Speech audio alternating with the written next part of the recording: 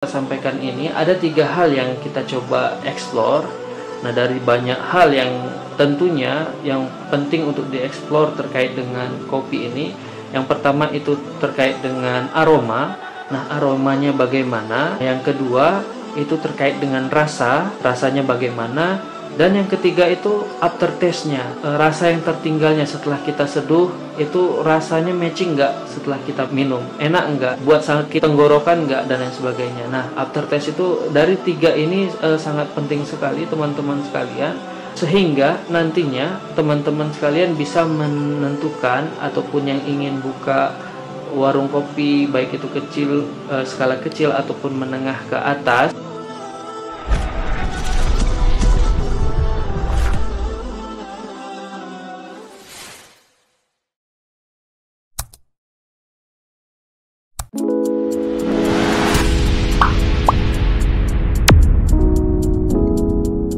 Halo, assalamualaikum warahmatullahi wabarakatuh. Jamaah Warkopiah dimanapun jamaah sekalian berada, jaga kesehatan di rumah saja.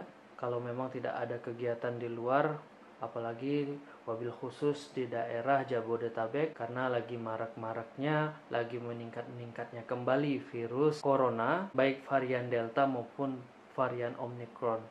Nah, untuk itu teman-teman sekalian, jamaah Warkopiah, kita himbau untuk kita semua agar tetap mematuhi protokol kesehatan yang telah ditetapkan oleh pemerintah maupun oleh instansi-instansi resmi lainnya. Kali ini insya Allah kita akan membuat tutorial antara house blend atau single origin. Nah, ini berbasis kopi susu nantinya, kopi susu kekinian. Nah, di depan kita sudah ada 3 varian sebagai dasarnya. Nah, di sini ada varian Arabica Gayo, kemudian ada Arabica Toraja Kalosi, kemudian ada Arabica Papua Wamena. Baik teman-teman sekalian, sebelum kita action, nah kita sedikit menjelaskan tentang apa itu perbedaan single origin dengan house blend. Nah, single origin sendiri adalah kopi yang berasal dari satu daerah, bisa single varietas ataupun multivarietas. Nah, meski begitu, teman-teman sekalian, masih ada perdebatan. Nah, seberapa luas atau seberapa sempit daerah tersebut? Apakah satu provinsi bisa disebut satu daerah atau single origin, misalnya Jawa Barat, atau lebih spesifik lagi ke wilayah tertentu seperti Ciwidey dan Panggalengan. Nah, namun ada juga yang menyebut bahwa single origin itu berasal dari satu negara. Nah, ini banyak sekali definisi-definisinya.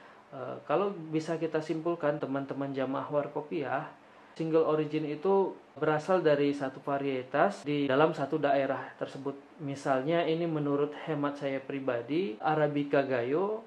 Kemudian di Gayo itu ada beberapa daerah, ada Takengon, kemudian ada Bener Meriah. Nah, varietas Arabica Gayo Atulintang misalnya, kemudian di match dengan varietas Arabica Gayo dari Takengon. Nah, itu merupakan salah satu contoh dari single origin. Kemudian untuk house blend sendiri, ini definisinya percampuran kopi dari beberapa daerah, bukan hanya percampuran beberapa daerah saja, namun juga bisa percampuran dari berbagai jenis kopi, misalnya Arabica dan Robusta atau Arabica dan Arabica, tapi dari daerah yang berbeda.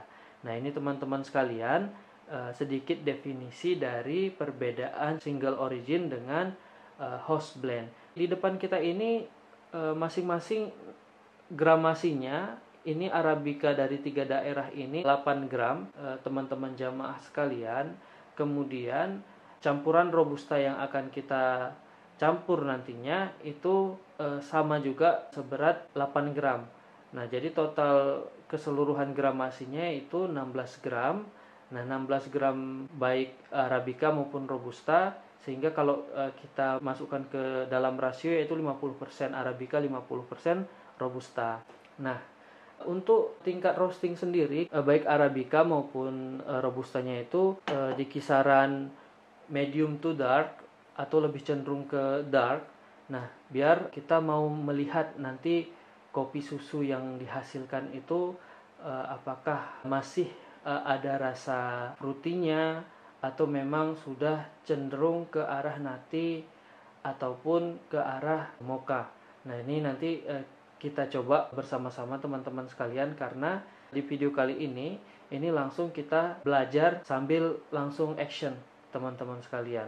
Untuk kopi sendiri itu Arabica Papua Mena sama Arabica Toraja Kalosi itu kita beli sekalian kita review ini dari Cafe In. Itu teman-teman sekalian bisa searching di marketplace baik Tokopedia maupun di Shopee, teman-teman bisa temukan. Nah, karena yang kita pesan sebelumnya itu medium, sedangkan Arabica yang sebelumnya sudah ready itu berbentuk medium to dark, maka secara manual kita coba sangrai untuk mendapatkan hasil medium to dark, walaupun dari segi warna sendiri cenderung tidak merata, tapi ini untuk percobaan saja teman-teman sekalian. Ketika hasilnya bagaimana nanti dan teman-teman jamaah Warkopiah terinspirasi, nah bisa memesan langsung ke roaster-roaster cafe yang teman-teman jamaah suka dengan hasil roasting kopi mereka. Itu teman-teman bisa pilih sesuai dengan tingkat warna roasting yang teman-teman inginkan. Apakah itu masih cenderung medium ataupun medium to dark. Untuk Robusta sendiri kita juga menggunakan Robusta yang hasil roastingan dari Cafe Ins itu sendiri. Nah, teman-teman bisa lihat di sini. Karena apa teman-teman sekalian? Karena ini percobaan-percobaan di rumah, kita coba dulu dengan tingkat harga yang standar. Nah, kafein ini dari tingkat roastingannya itu bagus, dari segi roastingan meratanya itu bagus.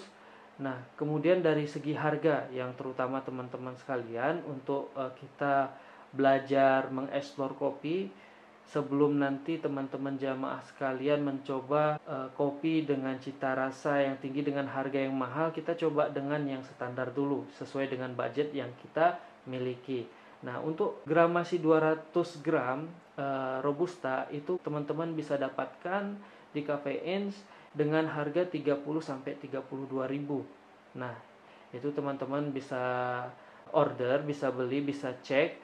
Nah, untuk Arabica sendiri dengan gramasi 100 gram itu teman-teman juga bisa mendapatkan kisaran harga 30 sampai 33 ribu. Nah, ini cukup worth it, layak untuk kantong kita, untuk teman-teman yang ingin mengeksplor lebih jauh cita rasa kopi, kemudian bagaimana aroma dan lain sebagainya. Kemudian teman-teman jamaah Warkopiah, dari tutorial yang ingin kita sampaikan ini ada 3 hal yang kita coba explore. Nah, dari banyak hal yang tentunya yang penting untuk dieksplor terkait dengan kopi ini, yang pertama itu terkait dengan aroma. Nah, aromanya bagaimana? Yang kedua itu terkait dengan rasanya bagaimana?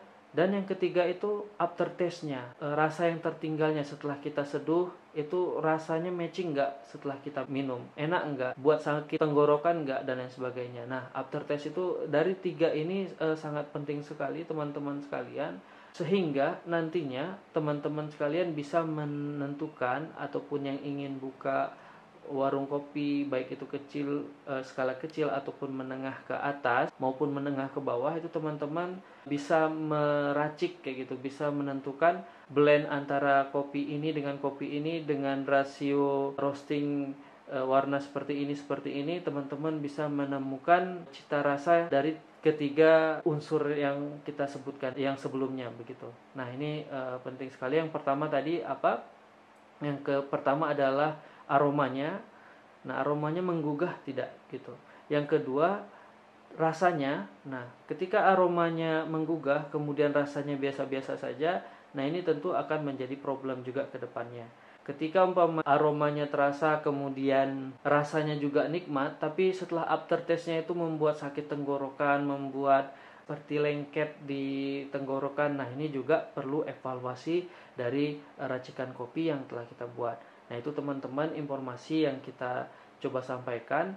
Sekali lagi, ini tutorial yang kita sampaikan ini, yang kita coba buat ini adalah media pembelajaran baik untuk saya pribadi maupun teman-teman jamaah dimanapun teman-teman berada gitu.